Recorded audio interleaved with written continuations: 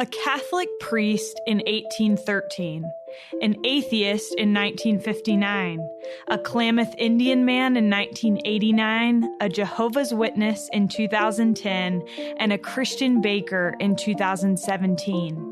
What do all these people share in common?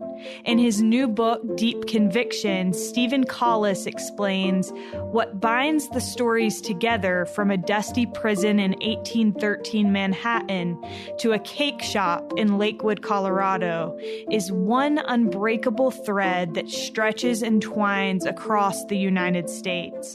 The principle that religious liberty is liberty for all of us, one that births other liberties, one that allowed the formation of the most religiously diverse country on earth, one that protects us regardless of our beliefs, and one we must not take for granted.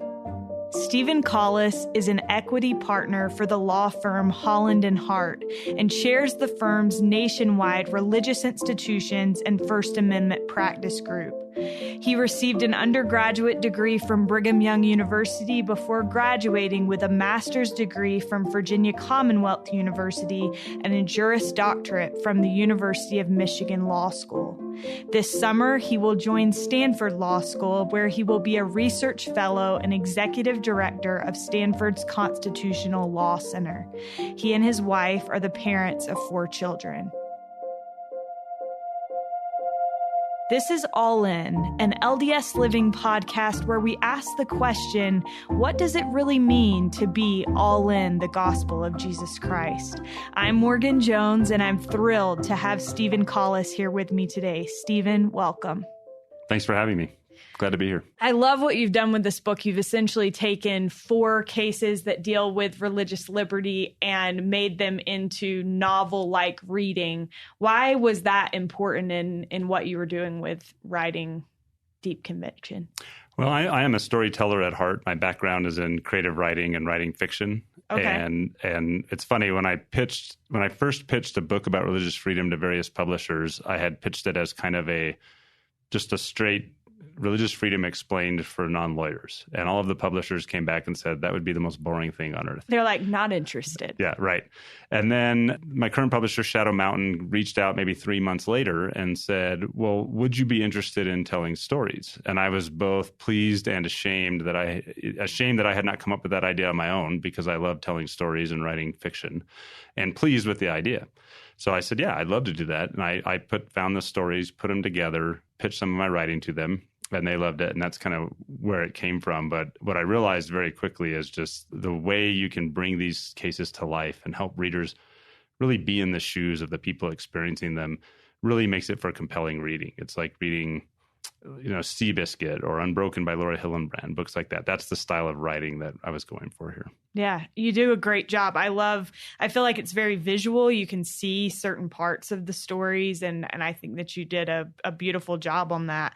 I think that I think sometimes when we talk about religious liberty, we're like, oh, that's like a snooze fest, But first of all, for those listening that may be like, I don't want to hear a podcast about religious liberty, why should people care about this topic?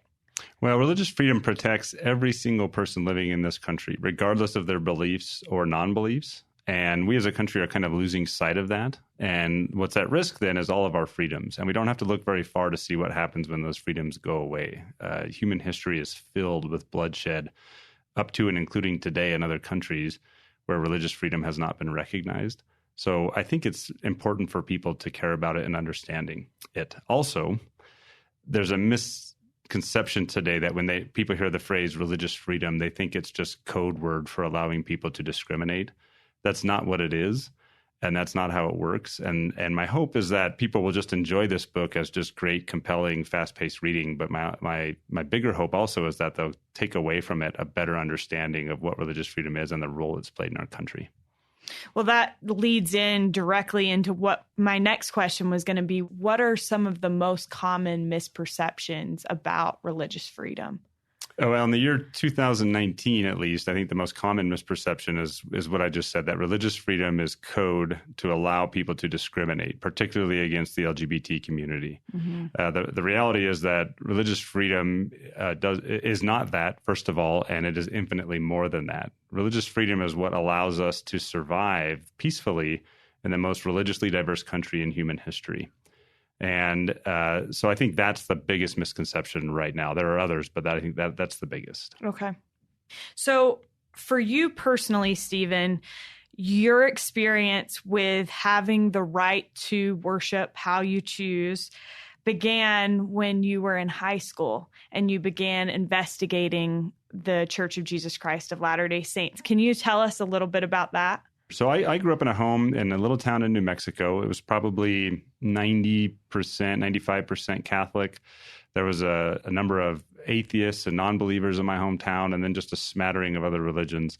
The Church of Jesus Christ of Latter-day Saints has an incredibly small presence there. And when I was going through high school, there was maybe only one actively involved family, maybe two in the whole high school. I grew up in a family that was mostly not religious at all. My dad was a lapsed Catholic and really didn't have any involvement with the Catholic Church. My mom really didn't have much religious participation whatsoever. And as I got into high school, my high school at the time, and continues to this day, had the highest teen pregnancy rate of any high school in the country, which is a pretty staggering number if you think about it, but it's the result of a certain lifestyle that was pretty prevalent in the high school. When I got to high school, I didn't feel comfortable with that lifestyle, but I didn't really have a good reason for why I didn't feel comfortable. So I didn't drink, I didn't smoke, I didn't go to the parties, I didn't sleep around. And as a result, I ended up not having a lot of friends. I had some very close friends, but I wasn't spending a lot of time on the weekends in various settings. Yeah. What I ended up spending my time doing is playing basketball and then alone at night, each night, studying about different religions. About my junior year in high school, I started to look around and think there's got to be more to life than what I'm experiencing so far. There's got to be a deeper meaning and purpose. So I studied a lot of different religions: Buddhism, Islam, mainstream Christianity, Hinduism, Taoism, which you could argue if that's a religion or not, but a lot of different traditions. And I just didn't find anything. They all spoke to me, and they all had great things that I learned, but none of them really resonated as something that I felt like was the truth that I was going to live my life by. And interestingly enough, my friend's going to kill me if he ever hears this, but interestingly enough, I met two members of the church. This family had moved into my town, and I met two members of the church who were different. I noticed right away that they didn't drink and they didn't swear, and just the way they lived their lives was different on the track team. You're like, these are my people. Right. So I started gravitating towards them. We started spending a lot of time together. And I asked one of them for a copy of the Book of Mormon. So you have to think about that for a second. I went up to him and I said, I'm studying all these different religions. I don't drink. I don't smoke. I'd love to study your religion. Can I have a copy of the Book of Mormon? He's like, sure. And then he never gave it to me. And then he left on his mission. So I guarantee you he didn't meet anyone on his mission more ready than I was to hear that message. So to this day, I give him a hard time about that. And he always asks me, do you have to bring that up? And I'm like, it's too funny. I can't not bring that up. Yeah. It's like, that's what people dream about. Like right. Having that moment handed to you on a silver platter. Right. And then he dropped the ball. Right. Name and shame. Just kidding. No, Don't. Yeah. Don't. There'll be no naming. But I just thought it was funny. So anyway, a year later, we're in school. Here I have been secretly studying all these religions. And my best friend was trying his best to get the interest of this one active Latter-day Saint girl. And so we all ended up hanging out together. And she invited us all to come to church. So when she invited me, I said, basically in my mind, I was thinking, wow, I thought this would never happen. I thought you'd never ask, and I kept, because he never gave me the Book of Mormon, I kept thinking, like, what kind of stuck up religion is this? They won't let me come. But she invited me. I was thrilled to go. I went, and the ward there is, at the time especially, was more really just a branch. I mean, it was a very small chapel, very small congregation. Yeah. But when I went, and what was happening is she was speaking that Sunday, and so she invited a whole bunch of us to come and speak. And incidentally, I should say, she, as kind of one of the only active members in the whole high school, had just moved there, was actually feeling very lonely. And so she was praying to find someone that she could just talk to about the gospel, that she could share, spiritual conversations with. And she had that in the place that they had moved from. Her family had moved from the Dallas area where there were lots of active members to a place where there really weren't any. So she was desperately praying for that. Here I was seeking for something, not knowing what I was seeking for, right? Yeah. So she invited me and a group of us to go hear her speak, and I went. And I just had the most powerful feeling when I was there, listening to her speak. Now, I don't remember a thing she said, and I don't remember what anyone else said that day. But what I remember is having this feeling as if there was this, during the closing hymn, as if there was this massive choir singing, right? And I look back and I know there couldn't have been a choir there, but that's the way it felt. I know now that that was the Holy Spirit, but at the time, I didn't know what it was. I just wanted to learn more. And so I asked for a Book of Mormon. This time they gave it to me, and I was able to start studying. I investigated the church for about 9 months, along with other religions at the time. And this is where religious freedom comes into it. During that period, a lot of other people found out that I was studying about the church, and they tried to persuade me not to join the church. And so I found myself in the middle of a lot of different arguments from different people, right? Atheists, Catholics, people who maybe weren't just agnostic, all arguing and making their arguments. And I was taking them all in and listening. That was religious freedom for me in my life at the time. It was an environment where the government was playing no role whatsoever in trying to persuade me, which put everyone on an equal playing field to try to teach and persuade and argue against each other. And I thought it was great. All these friends were doing it out of my best interest, and they were all trying to teach and persuade. And the reason religious freedom played such a big role is religious freedom is all about an environment where government plays no role in prohibiting or promoting religion. As much as possible, government stays out of it, if that makes sense. That's really what religious freedom is. So here all of us were in a school where you had one student praying and living her religion and trying to find someone that she could talk to about her faith.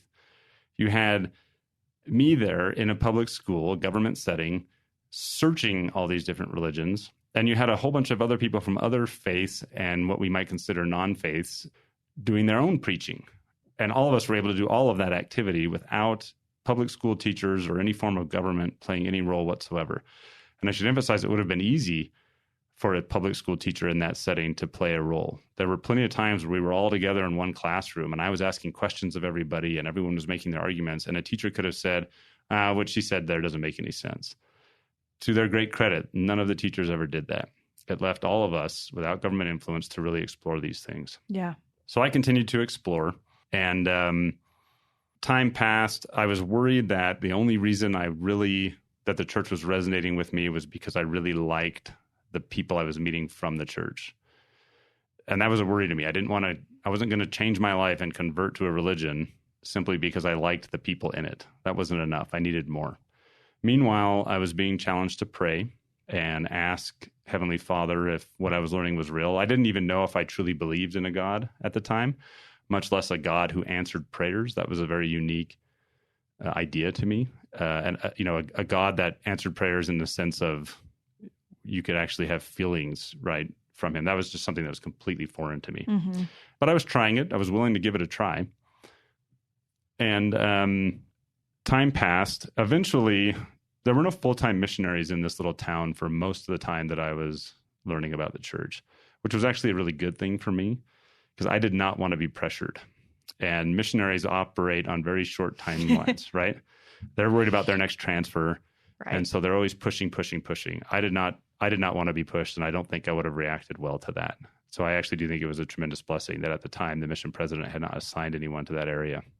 Near the end of this 9 months, missionaries finally were assigned. And they challenged me to fast about everything that I was learning. And I agreed to do that. I figured, well, I can try. I'd never fasted before. It seemed like I'll be honest, it seemed like kind of a strange thing to me. It wasn't something that our family ever did. Yeah. But I decided I would do it. And so I fasted for 24 hours or, 2 meals within 24 hours. And then I was done. I prayed, really trying to know if the things I was learning truly were from God. And keep in mind, during this whole time, I was taking discussions with the ward mission leader and this family and really learning about doctrines and whatnot and comparing them. I was listening to lots of anti-church material, and reading those materials. People were giving me videos. I would actually take that to this ward mission leader, and we'd pop in the anti-church videos, and we just go through them point by point, learn about them and talk about them. I had concerns about, certain aspects of church history. I mean, all the things that we've all heard about. I had concerns about all of that and slowly went through it. And then I got to this point where I was fasting, and nothing happened during the fast. It ended. I went to Taco Bell and got dinner. There was nothing amazing that happened. But 2 days later, I was sitting at home with my best friend, who was not a member of the church, and we were just having a conversation, just talking. I don't remember what we were talking about. But right in that moment, I had this experience where I saw in my mind's eye what my life would be like with the church and what my life would be like without it. It was a very powerful moment for me. And what I saw with my life with the church was, warm family relationships, loving family relationships, the kind of warmth that comes if you're truly doing your best to really live the gospel. What I saw, what my life would be like without the church, was a lot of coldness, quite frankly. I saw worldly success, but I saw a broken family and a lot of heartache. And, look, I'm not going to suggest that that's what would happen to everyone who joins the church. It was very personal to me. And knowing my personality now, it doesn't surprise me what I saw that day. But at the time, I had this just really quick moment of seeing this for myself. And I knew right then I needed to get baptized because I wanted the one and not the other. And so I told everyone in my family and started telling my friends. I was baptized. Actually, it was 23 years ago this month that I joined the church. Wow. Yeah. And what's neat now is 23 years later to look at my life and to see it playing out what I saw that night. That has actually been a really neat experience for me. And I've been given a very rare gift to see what my life would have been like without the church. Yeah. So that is how I joined the church in a nutshell. And the beauty of it from a religious freedom standpoint is what I said earlier. I was allowed to do that. I was allowed to explore and listen to arguments from all sides. My friends of all different faiths and backgrounds were allowed to persuade me. This young woman who was a member of the church was allowed to proselytize and live her religion so that I was attracted to how she was living her life. And government allowed all of that to happen. In this case, government manifested itself in the form of a public school. But all of that was allowed to happen on an equal playing field. Mm-hmm. And that really is what religious freedom is at the end of the day. Yeah. I think that's such a powerful example. And there are so many points that I love about it, but I think the fact that you had that experience and I was going to ask, has your life measured up to what you saw that night? But you said that it has, that you've seen that play out. And I think as a high school student, what an incredible experience to have. So I want to delve a little bit deeper into this idea of religious freedom. I feel like I said earlier, that this is a topic that we sometimes shy away from, maybe because we don't completely understand it. But I love how in the book you explain that it's really embodied in two important principles working together: anti-establishment and free exercise. Can you explain to listeners what those two things mean? Sure. So there are two clauses in the Constitution that really form the bedrock for religious freedom. One is the free exercise clause, and that basically limits how much government can burden our exercise of our religion. How much it burdens that is something scholars debate, and we don't need to get into, but it limits that. The other clause is called the Establishment Clause, and that essentially prevents the government from establishing a state religion. At base, that's what it does. Now, again, scholars debate how far that goes, but at the minimum, that's what it does. So if you take those two clauses together and the principles that come from them, what that means is we live in a world where, or we should live in a world, if religious freedom is truly thriving, where government is not burdening people's exercise of their religion, and government is not promoting any one religion or religious beliefs above another. I like to think of it as like two pillars standing together, and those two pillars together are supporting religious freedom. If you knock out one of those pillars, you're probably going to lose religious freedom. In other words, it's not enough just to say, we're not going to let government burden people's exercise of their religion, but we are going to let government favor one religion over all the others. If government starts to favor one religion over all the others, it's just been proven that the very next step is to burden the exercise of all the other religions. You really have to have both pillars in play to support religious freedom. The United States is probably closer than any other country in the world at actually achieving that, but even then we're not perfect. But by and large, we've done it, and that's how we've been able to live in peace alongside each other as long as we have. Yeah. I love in the book, you give several examples of people with various religions. The book opens with an introduction about a woman who's a Jehovah's Witness. And I thought that story was fascinating. Those listening should read the book to get that one. But another example is of an atheist who needed religious freedom, the protection of religious freedom. And I think that that's fascinating because I don't think that we think of an atheist needing that protection. Can you kind of summarize that case and give us a little bit of an explanation of why religious freedom was needed in that situation? Sure. And in case I forget, I would also like to flesh out a little bit why, for religious freedom purposes, we have to think of atheism as a religion. So if I don't do that, remind me. But let me flesh out the story a little bit. Okay. So Roy Torcaso was a middle-aged father in Maryland. He was a good man. He was a dedicated father and husband. He loved chess. He actually refinished his basement to turn it into a giant chessboard with like giant, 4-foot high chess pieces, so he could play chess with his son down there. Wow. He was a veteran of 2 world wars. He'd served his country faithfully. He served in both World War II and the Korean War. And he also had spent a lot of time pondering religion, including trying to pray, studying scripture, really trying to figure out his place in the universe, quite frankly, just the same way I was. And at that point in his life, he had come to the conclusion that there was no God. It was something he had spent a lot of time thinking about and pondering and praying. He was asked by his employer to become a notary public because it would help him get a job promotion and do better for his at his work. So he goes to do that, which, notary public is not. It's not the most high-profile job. It should be relatively easy to do. Yeah. But when he got to the courthouse, they asked him to sign an oath. And the oath was, to be loyal to the Constitution of the United States, loyal to the Constitution of the state of Maryland. But there was one sentence required that said he had to sign something that said, I do declare that I have a belief in a supreme being. And that's where he couldn't do it. He couldn't sign that document. And he wasn't going to lie and say that he believed something he didn't just to get the job promotion. So if you think about it, his situation is just like what anyone's situation is when it comes to religious belief. He was being asked to either lie and say he believed something he didn't just to get a job, or to not be able to get the job because of his religious beliefs. So he put the pen down. He said, I'm not going to do this. And that he eventually then filed a lawsuit that went all the way to the U.S. Supreme Court.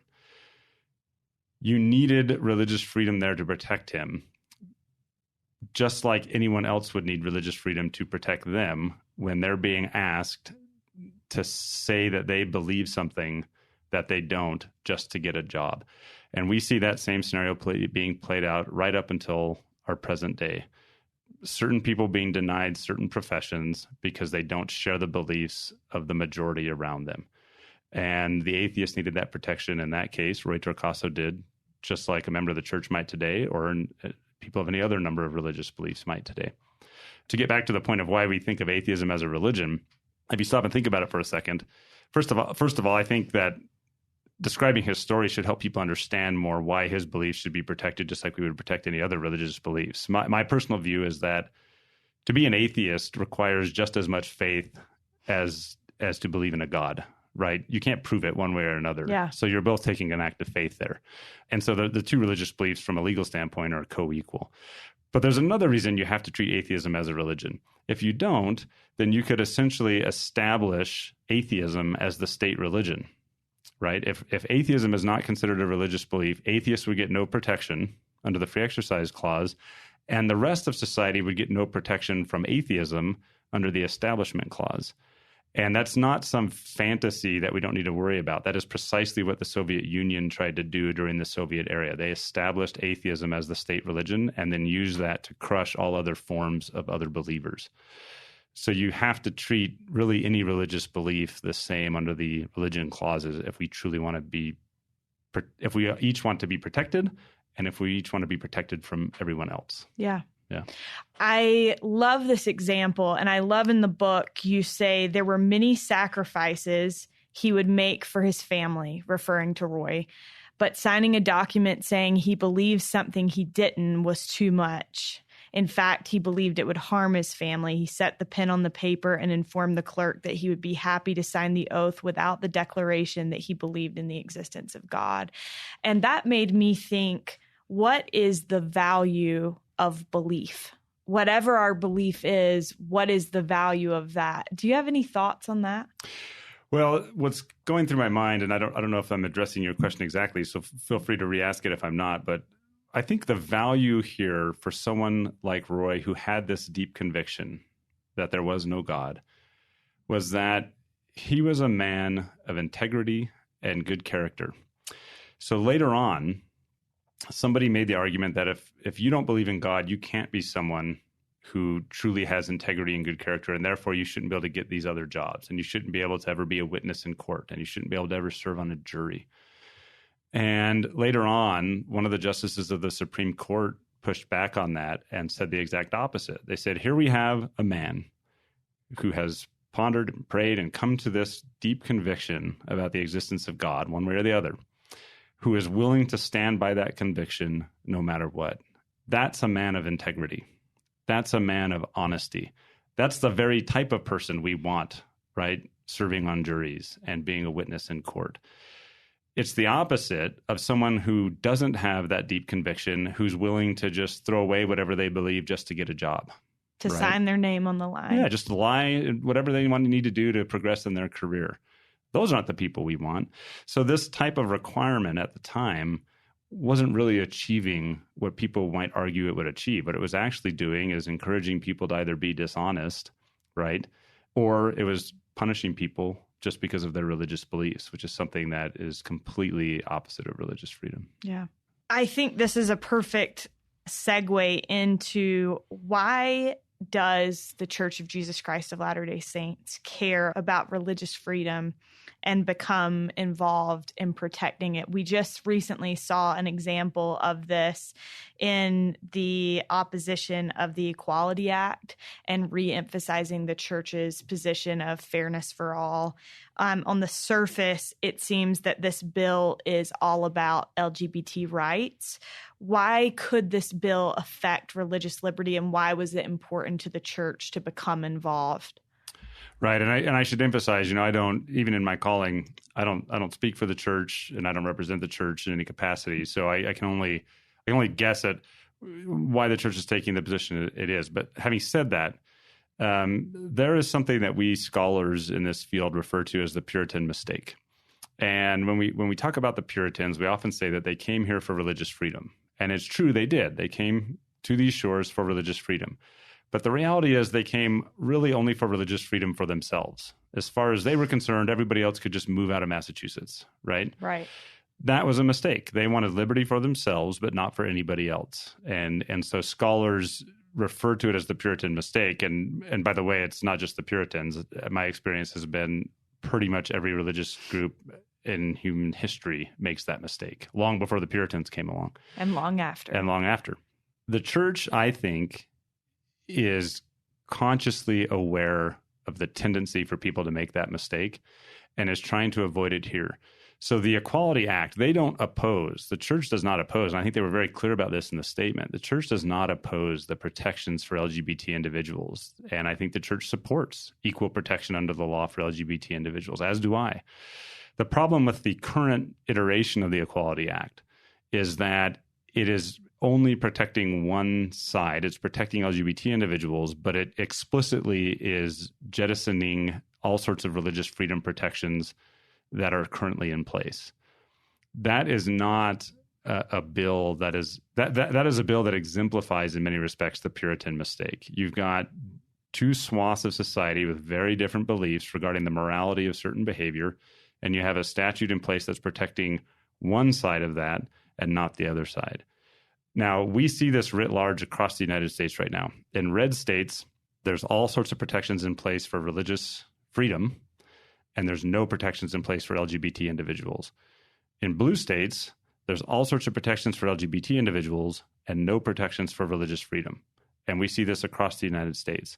There's only one state in the entire country that's been able to find a compromise, and that's Utah of all places. And it was because of the church's position on this.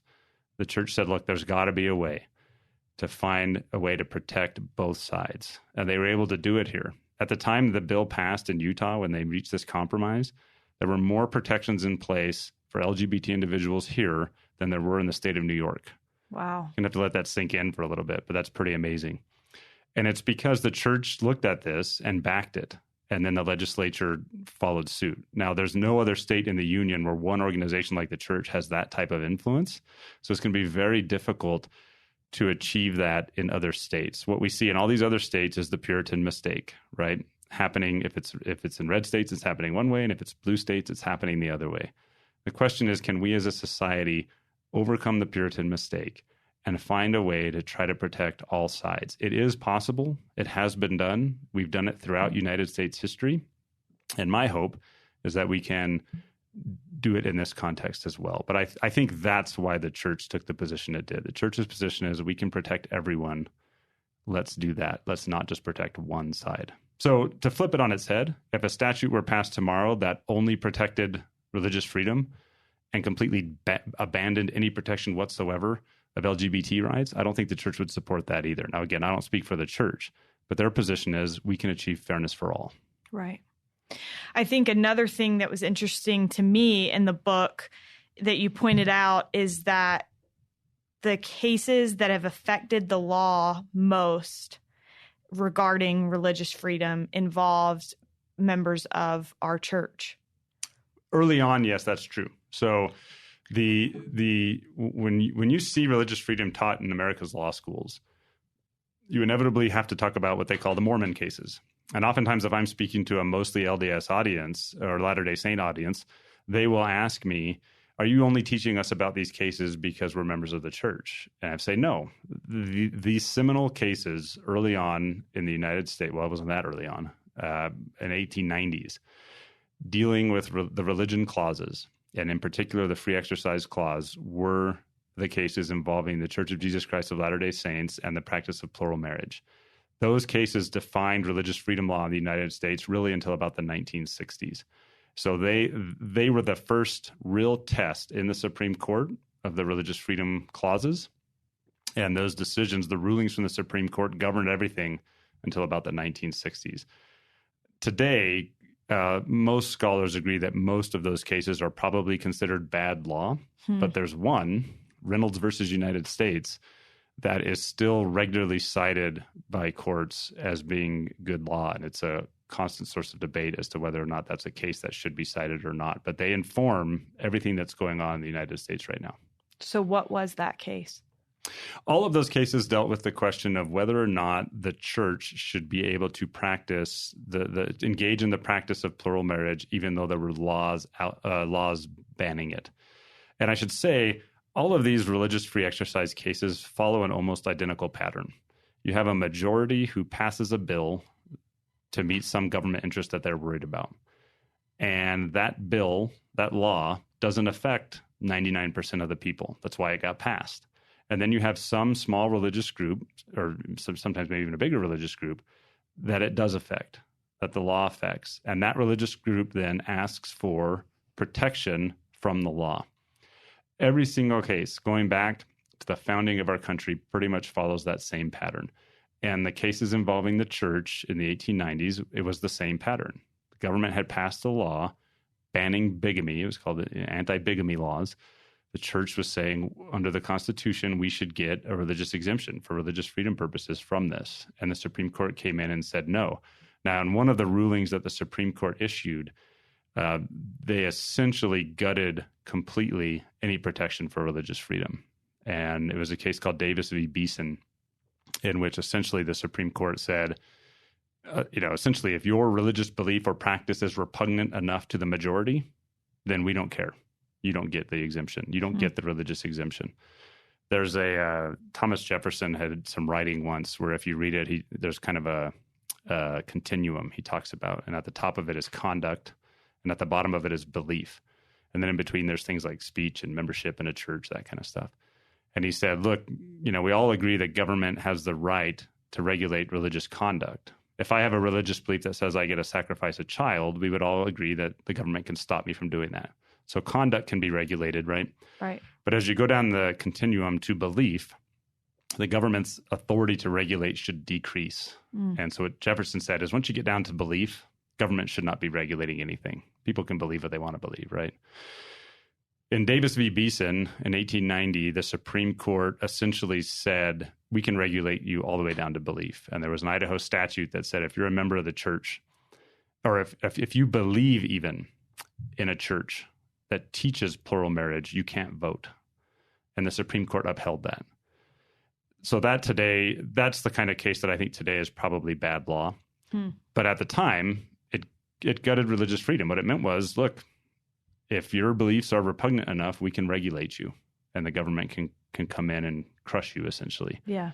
And thankfully, we've moved away from that. But that did define the law for a very long period. And it hurt a lot of people, not just members of the church. That way of thinking crushed a lot of Native American religions in our country to devastating effect. And I write about that in one of the stories in the book, actually. One of the stories is about a Klamath Indian man who had to survive through that. So in conclusion, Steven, I just have two final questions for you. One, this is something that we have talked about in our office recently, and I just selfishly want to get your thoughts on it. But going back again to the early days of the church, in the 11th article of faith, Joseph Smith wrote, "We claim the privilege of worshiping Almighty God according to the dictates of our own conscience, and allow all men the same privilege, let them worship how, where, or what they may." My coworker, Kinsey, recently told me that she had been thinking about that article of faith, and she realized that it applies not only to those who believe in other religions, different religions than we do, but that it also applies to those within our faith and how they choose to exercise their faith and how they live it. How are we seeing the importance of that article of faith playing out today in your mind? Well, I think the principles from it are absolutely crucial. We live in a world today where the internet really is dividing people. And actually, the CEO of Apple just yesterday was speaking at Tulane University's graduation ceremony. And he talked about, he explicitly said, my generation has failed you. And the reason he said that was he said that social media streams are designed to feed you more of what you're already interested in. What that means from an ideological perspective is you just keep getting fed more and more and more of what you think you already know. And you're never challenged to look at anything else, right? We all see the outcome of that. We have, as a society, a very hard time letting other people just live their beliefs the way they want to. There's a grand American tradition of live and let live, and we're struggling with that right now. That article of faith, I think, is the answer to that problem. The question is, of course, can we all free ourselves from the way social media and other things are manipulating us to allow that to happen? To open our minds. Yeah, and just be willing to understand other people's point of view. Doesn't mean you have to compromise your own beliefs. Right. But you have to at least spend the time to hear other people's point of view and understand where they're coming from and what their concerns are, and we struggle with that as a society right now. Yeah, absolutely. Speaking of that, I saw a social media post just the other day, and it said, "This is my opinion on this. I don't want to hear your opinion. This is not an invitation to hear your opinion, but this is mine." And I thought, come on, you've got to listen. You've got to be willing to not only offer your opinion, but also to hear the opinions of others. And that's how we inform our beliefs, right? If we just get served, like you said, the same beliefs that we already have, then there's no way for that to become more educated. Right. In conclusion, Steven, the last question that I have for you, and first of all, I appreciate so much your time and being willing to share something that you clearly know so much about with us. But in conclusion, what does it mean to you to be all in the gospel of Jesus Christ? The reason I called the book Deep Conviction, I mean, there were marketing reasons, but one of the reasons as well is because in order to do what you were just talking about, for example, having the confidence to, or being able to listen to what other people have to say, and to be able to live in a society where you're comfortable not trying to use government to force yourself on other people and to force your beliefs on other people, you really do have to have a deep conviction in your beliefs and a competence that they can hold their own on an equal playing field, right? So it's this question of testimony and the difference between testimony and conversion, right? And getting to the point where you're so confident in your beliefs that you know you don't need government to back you and to oppress others, that you're willing to listen to other people's points of view and know that that's not going to be a threat to you in any way, right? I think for members of the Church of Jesus Christ of Latter-day Saints, we, as much as anyone on earth, have all the reason in the world to want to play on an equal playing field, to not want to use government to try to get an upper hand in the religious debates of our day. If we're all in on the gospel of Jesus Christ, we should know that just like my experience back in my high school, that we can all be on an equal playing field and allow the beauty of the doctrines and the spirit that people feel when they hear them, allow that to do the work and not try to use religion. It takes deep conviction to take that attitude. And I think you get that deep conviction by being all in the gospel of Jesus Christ and really trying to live it as best you can. It also takes deep conviction to stand up for your beliefs when someone else is trying to oppress them and use government against you. In both instances, you've got to have the confidence that a power greater than yourself is going to be backing you. And I think that comes from living the gospel all in. Thank you so much. Thank you for being here and for all of the work that you're doing to share this. So thank you. Thanks for having me. Thank you to Steven Collis for joining us on this week's episode of All In, and thank you for listening. You can find Steven's new book, Deep Conviction, in Deseret bookstores now. Thank you so much for continuing to listen, for leaving ratings and reviews, and for sharing this podcast with your friends. I appreciate it more than you know, and I'm so glad that we can keep this going. Stay with us. There's more great stuff to come.